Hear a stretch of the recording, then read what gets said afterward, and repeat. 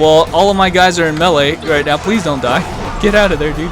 Hey, yo, what is up, guys? It's just Rick here, and as you guys can see, we are back online with Kingdom Under Fire 2. This is going to be the MMOG Asia version of the game, which is the one that I did the closed beta for. Now the game is out, I believe, in open beta, if not official release. And sadly, they did wipe my character, but I caught back further than the point that I was before already. And I did get a little bit more experience. I did play a little bit with Martin already. We'll probably record because I don't know, I had to change some recording settings. This game is using the hacking prevention system Zine code, which if you've ever played C9, you know how much of a nightmare that shit is. So finally got some recording software done. Hopefully it will work. But as you guys can see here, we are going into another mission or instance, and now this time we're going to be killing some people now. These rebels, man, these outliers here or something.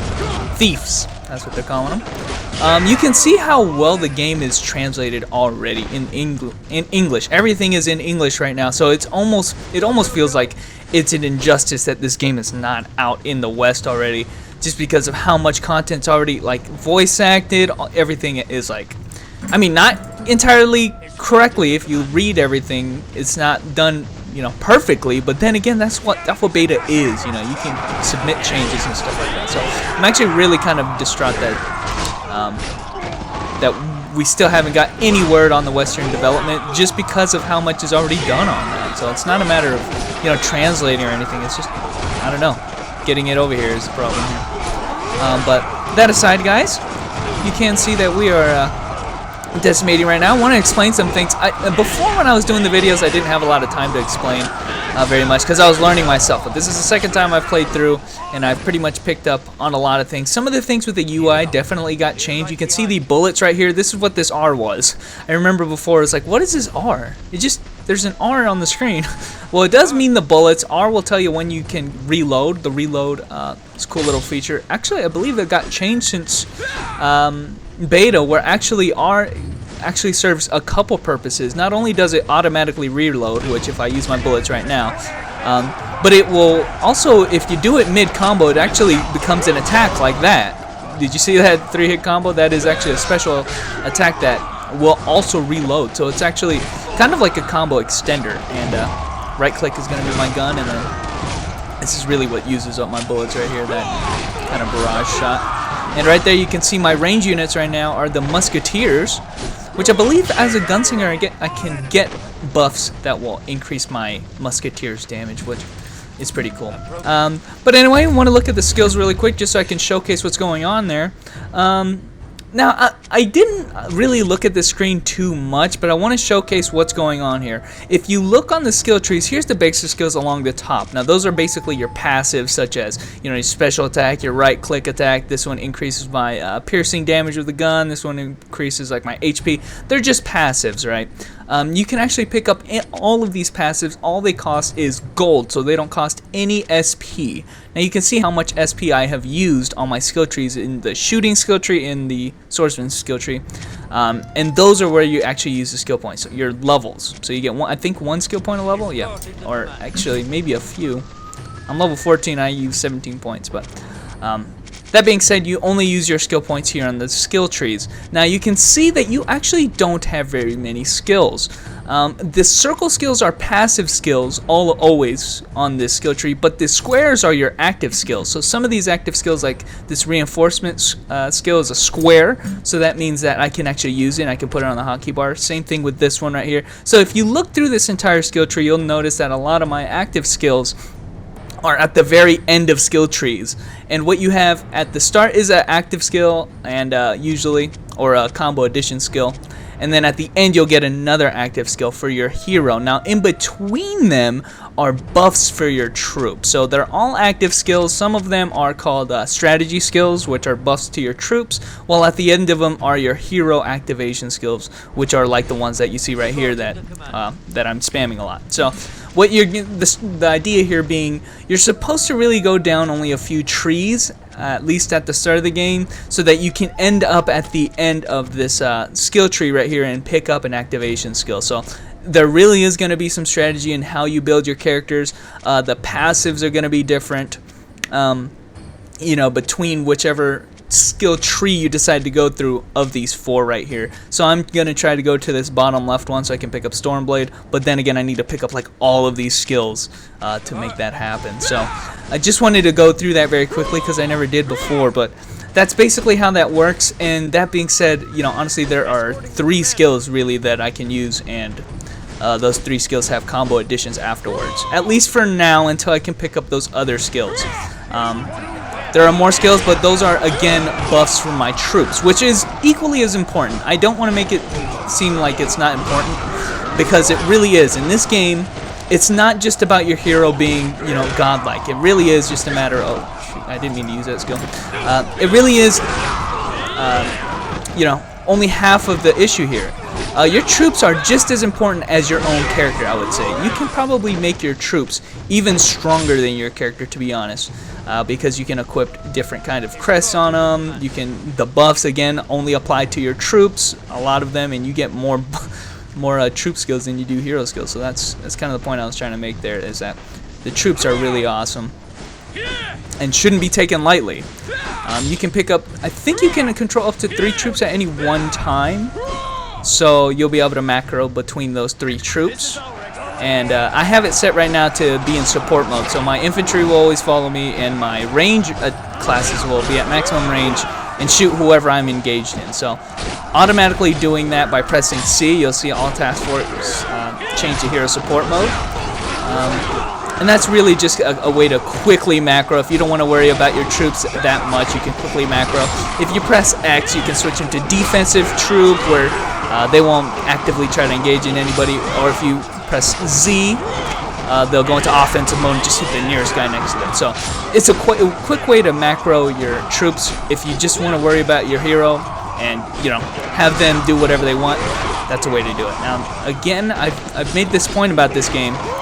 Half of the thing is about the troops, so you're not always going to have access to your hero. You're going to have access to this view, which is going to be awesome for when you actually want to control your troops. So I can quickly jump to my rangers right here, tell them to move over here, and they'll make that order. They'll disregard whatever they're doing before. My hero actually, if you can see right there, my hero is stuck in the middle of combat right now, but he's not engaged in any combat. He's not fighting. He's just guarding right there. So it'll allow me to make commands like this. And, oh god, I'm getting engaged. So here's what I'm going to do. I'm going to switch over to my melee. I'm going to tell my melee to go engage here, and I'm going to go tell my rangers over here, my musketeers, to escape over here. And hopefully, when I switch back to my hero, I'll end this hero and then make that change. And that's just a quick way. So there's my musketeers are out of danger, and I switched my melee or infantry over to attack those guys over there. Which now I'm going to make another move over here, and I'm going to tell them to attack this group here. And in fact, I'm going to tell them to retreat and attack this group, and then I'm going to take control of my character again. There you go. I'm stuck on my character. And cool thing right now, here I'm going to use a skill real quick between my one of the hero support skills. If I use this skill right here and I cast it right there, I can heal the troops of my or my own troops, and it heals them actually by 50%. So that's something that I didn't use in my previous videos, is the healing of troops. So that's why they ended up dying so often. And it's just a hero support skill for your troops. So long as your troops aren't dead, you can just keep healing them up. You can see it has a relatively low cooldown, 25 seconds before I can cast it again. So that's, oh shoot, almost had some frame skipping right there. That's something that's really important. You gotta capitalize on, and sadly I didn't do that very often. And, you know, I have another buff that can, for instance, give me a ton of defense right now. So all my troops, for at least for a little while, 1 minute, will have a ton of defense. So again, it's going to be really important to try to utilize your troop skills. It's just as important, if not more important, than your actual hero skills. So I'm okay with the fact that you only get a few hero skills, because the troop skills are what's really going to win you some battles, you know, between other troops. So I hope I was able to explain how the combat's going to work from now on. I'm going to be making a lot of Kingdom Under Fire 2 videos, because I'm so happy I was able to actually get onto this game. And latency is not too bad. So if you guys are wondering about that, I am playing the C version of the game, so it's not too bad, and hopefully we don't get flanked over here. My musketeers could have gotten flanked. And right now I can use my special attack, which is just a barrage shot right there. I can use a special attack whenever. You can see the indication comes up. I can use it whenever I get a stun off on an enemy, which doesn't happen too often, but you can tell right there. I got a stun off right there, so I can use that special skill. It doesn't really cost me anything either, but it does kind of root me in place. I can also use my special attack to hit downed enemies as well. So I'm going to go ahead. Oh, still have a cooldown on my buff skill. So you can see right now, if you look, I'm going to try to do a little zoom in trick. If you look at the HP of my troops right there, which you can see F1 and F2 are, F1 is my infantry, F2 is my ranged musket guys. There's a green HP bar, which is healthy units, and the orange one is actually injured units. And it's just kind of the sum of the entire troop. So, you know, it's just, that is their entire HP of all of them added together. Now, if there's any black, that means that the unit is dead, and they will obviously not be in combat. So, the closer you are to dying, the less units you'll have. Now, you can actually recover back that HP so that the units don't die by using a healing skill. Right? Oh, I'm in the chat right now. I didn't mean to do that. Anyway, by using a healing skill, so there we go. My infantry just got healed, and so any of their orange or yellow HP got healed back to green. So they're not worried about anybody getting close to dying right about now. So it's something to keep in mind of. Your infantry gets, or your units get weaker so long as there is more black. So you don't want your infantry in the black, because that'll mean that your troops are actually dead. Not that they're just injured, they're actually dead. So and like I just said, the troops will be weaker that way. So we're gonna try to make our way up here. I'm gonna tell everybody to in fact, come back here. I don't know if I need my whole troops to come back here, but they are falling back and following me. I have them in support mode, so they're gonna follow me. And even my musketeers are like running through the whole thing, I think. Yeah, there they are right there. They're just gonna, it's like, hey, you need us? Okay, so we're gonna move our musket. Oh no, actually they're way back here in melee. With like what? Okay, so we're gonna move everybody over here. If you press the tilde button, it'll actually move all troops at once. So we're moving all of my troops, including myself, are gonna make their way over there. So there's me, and we're gonna come as a whole fucking army to come and save our musket men. Okay, kind of melee. So the tilde key is important if you have like a, for instance, I plan on having like just one mob unit where I just have a whole bunch of knights, right? So in that case, it's not really, I mean, it would be kind of beneficial, but for the most part, you'd want to mob enemies down in melee range. So I would say the tilde key can select all units, including your hero, which is particularly nice. And I guess I didn't kill all of those guys. Hopefully they stay there. To make them stay there, I'll go into defense mode. So hopefully I won't have too many people following me, so I can fucking kill these guys. And these four guys gonna be super annoying like that. Okay. All right. There, right there was me using the reload button, and it does get that new triple slash attack. So that's what's really cool about that. Alright, I'm gonna go check how my units are doing here. Again, if you use the F1 and F2 key, you'll automatically jump to them. If you double hit the F1 and F2 key, it will jump to it. So if I just press F1, it will select them. Shoot them. If I just press the F1 key, it will select them, and F2 likewise. But if I double tap it, it will lock to them. Same thing with the tab key. Tab key is for your character, so the tab key will just move. Double tapping the tab key will move to your character. So apparently, Jaeger, you're gonna walk right by my guys getting slaughtered. Okay, I remember that, Jaeger. So now I'm gonna try to heal my units again, and you can see their HP is back to full. And luckily with that skill, it actually brings back people back to life too. So that's a really, really good skill. I feel like it's almost to the point where it's broken, you know, but really nice. And I just picked up a level right there. And I really, really hope I was able to explain the game better than I did during beta, because I've had a little bit more time. Again, like I said, this is my second time playing, so I've had a little bit more time to practice. I'm not the best at it yet, but I'm going to try to get a lot of experience, because I really, really enjoy this type of game. It's a little bit different, I gotta mention that, you know. I gotta bring the correlations from Kingdom Under Fire, the Crusades, which is the one I played, because your hero is independent of your units. Before, you used to own a unit. For instance, if I just was part of this light infantry unit, that means that I could never move without my unit moving with me. In this one, it's different. I'm my own independent commander, and I can honestly fight by myself if I wanted to and move the other units, which is it's just different. So, you know, I can be by myself and have all my units over there, and, you know, I'll just be chilling over here. So it's just a different way of playing, and it's something. It's not too big a deal, but, you know, your character is its own unit now. So that's something that's different. And we are not done yet. So I thought we were. Okay. Let's get over here. Let's go into support mode, which is going to be the easiest one to get us done here. And these guys are just, they're in for a trip. They're all going to die, that's all I'm saying. Look at my shotgun blast. And I'm back to full ammo. So in this mission, I have not fought a lot of captains, which are the hardest part in this game, is the captains are honestly quite difficult.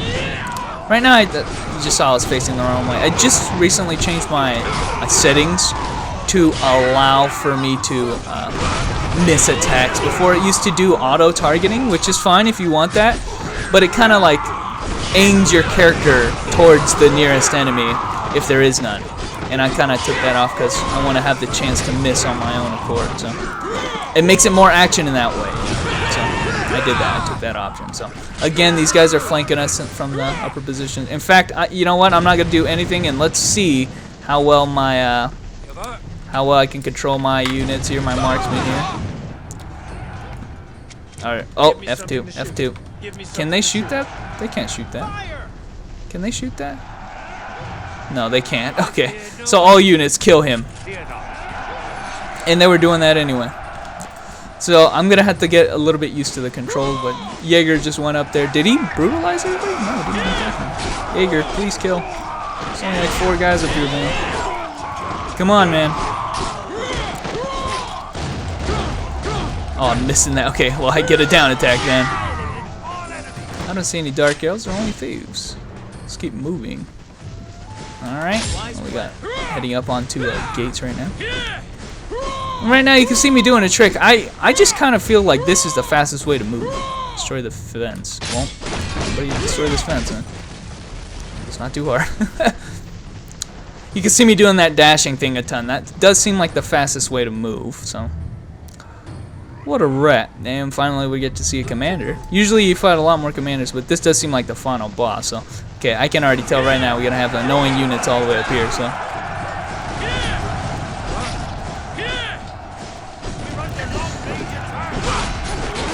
And so I'm going to go and take these guys out. And it really is an issue with the long-range units, guys. If you let these guys just kind of decimate you, you're going to be hurting. Especially with like scorpions on the early stages, those guys just kind of wreck you. They'll keep knocking you down. They'll wipe out most of your units. You know, you really got to go out of your way to kill these guys, no matter what it takes. Oh shit, I'm going down the middle. It is kind of ridiculous how I'm moving like this, but like I just said, it does seem like it's the fastest way to do it. Most efficient way, so I'm going to do that. And I believe my musketeers actually came up here. Let's see how the the musketeer. Did you see that? The musketeers just blasted them. Turn around and shoot those guys. This is why we go into attack mode. See, now they're just gonna shoot whoever's nearby, so they're not, you know, following me particularly. Got a pretty strong unit right here. It's not a captain though. Captain's always got their names next to it. Right there, you can see me using an evasive if ever I get knocked down by a large enemy. If I press space, I'll have to use my evasive, so yeah. Oh, damn, musketeers are so fucking strong, man. They're like level 7. My infantry's level 20. The level 7 musketeers are like the beasts. But I'll just point out right now, if you can see my HP, like I said, I was considered a unit, so I can actually use one of my unit skills to heal myself back up. Now, obviously won't heal up the infantry and anybody near me, but, you know, it's a way to heal yourself back up if you have nobody else to heal. If you're being gung-ho, you have that option to heal yourself. 50%, like I said. Again, only works. It can bring units back to life who have already died, but at least one unit has to be alive for that to work. So otherwise, you'll have to revive your unit using a revival feather, which is something I used a lot of in my first couple playthroughs. And these instances, guys, are quite long. So if you're jumping into them, don't expect to be finished with them in a few minutes. It is going to take a little bit of time, but you know. It would be quicker if I had a little party member. So next video, guys, you're actually going to see me. I am going to be jumping in with Martin. I did want to do at least one playthrough where I play by myself. And damn! We're still not done. Okay. Right there, it's playing some Kingdom Under Fire music. The information was true. Holy shit. Okay, this better be the last. I keep thinking that's the end. Okay. Little did I know. Again, we have mortar strike, so I want to... Dude, stop dashing it. So I want to go over here.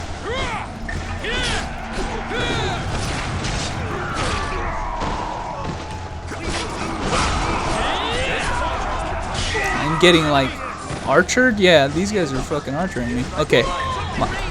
Let's get my melee... My melee units are getting hurt, man. Oops, I had a little bit of... So hopefully they can make it around. So I'm going to use my healing skill on the units right here. Oh, I used it on myself by accident. Well, that's... I clicked on the wrong unit. I should have just selected them. As long as they don't die, I can still heal them, so. Come on. And right there, we just took them out with that grab. Oh, these are the guys that were blasting me. Okay.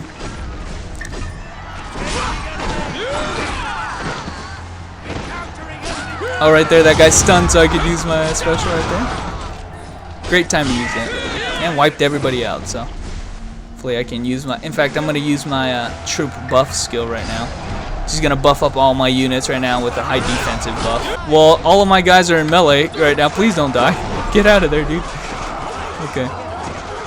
Oh, gosh, I keep getting knocked down, guys. I'm having some, like, frame issues right now. Okay, I'm going to try to use my healing again.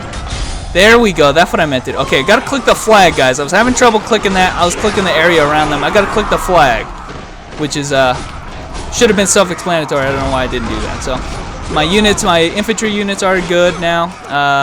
Hopefully, I can use potions to heal myself. So that's probably what I should do and will do from now on. And this guy's stunned, so I should be able to hit him with the special. Nope, got back up. Took this guy out. Now I want to kill the scorpion because he's being a bastard. Oh, okay, well the scorpion just dies if I kill the boss right there. So, anyway, guys, sorry I had a really messy ending right there.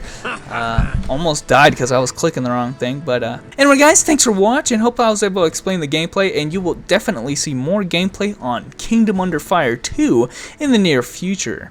And I'm so happy I'm able to play this game again, even though I had to start from scratch. So, do not miss this. This instance was like fucking 20 minutes. Do not miss this. Okay. But anyway, guys, thanks for watching. And I'll catch you guys later.